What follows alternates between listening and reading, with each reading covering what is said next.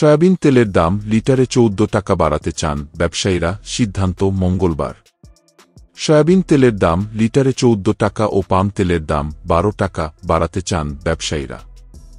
Bangladesh vegetable oil refiners and Vanaspati manufacturers association নতুন মূল্যের কথা জানিয়ে বাণিজ্য মন্ত্রণালয়কে চিঠি দিয়েছে। অবশ্য ভোজ্যতেল পরিশোধন ও বাজারজাতকারী কোম্পানিগুলো বলছে, নতুন দরের বিষয়ে চূড়ান্ত সিদ্ধান্ত হয়নি। প্রতি লিটার বোতলজাত সয়াবিন তেলের দাম 18 টাকা এবং খোলা সয়াবিন ও পাম তেলের দাম 13 টাকা বাড়াতে চেয়ে ভোজ্যতেল পরিশোধন কারখানাগুলোর সমিতি গত 27 March Bangladesh trade and tariff কমিশনে চিঠি দেয়।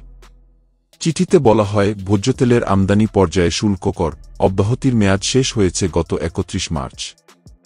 দাম বাড়াতে চাওয়ার কারণ এটাই।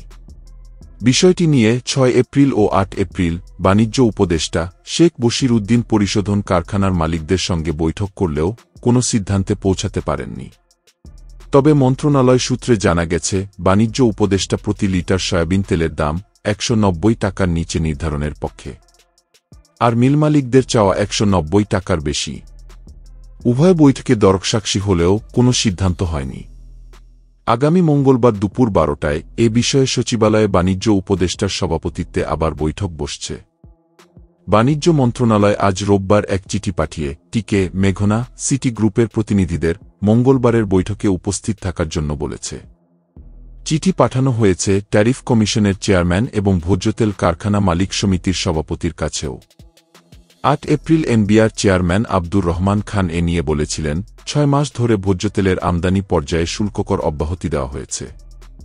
লম্বা সময়ে এ ধরনের সুযোগ বজায় রাখার বাস্তবতায় এনবিআর নেই। আপাতত কর অব্যাহতির পক্ষে থাকাটা আমাদের জন্য কঠিন।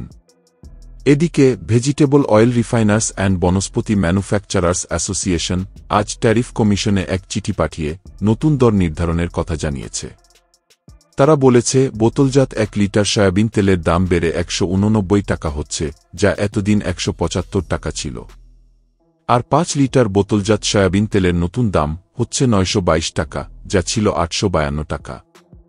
এছাড়া খোলা সয়াবিন ও পাম তেলের নতুন দাম প্রতি লিটার 169 টাকা, যা ছিল 157 টাকা। বিজ্ঞপ্তি আকারে দেওয়া এই চিঠিতে অ্যাসোসিয়েশনের নির্বাহী কর্মকর্তা মো. নুরুল ইসলাম মোল্লার স্বাক্ষর রয়েছে। যোগাযোগ করলে নুরুল ইসলাম মোল্লা চিঠি দেওয়ার কথা স্বীকার করেন।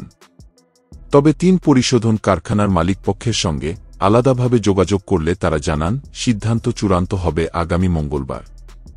বাণিজ্য মন্ত্রণালয়ের শীর্ষ পর্যায়ের একজন কর্মকর্তা জানান, মঙ্গলবারের বৈঠকের আগে আজ অ্যাসোসিয়েশনের বিজ্ঞপ্তি দেওয়াটা ঠিক হয়নি। এতে বাজারে কারসাজি করার উদ্দেশ্য থাকতে পারে। কেউ বেশি দামে ভোজ্যতেল বিক্রি করলে ভোক্তা জাতীয় ভোক্তা সংরক্ষণ অধিদপ্তরে গিয়ে লিখিত অভিযোগ জানান।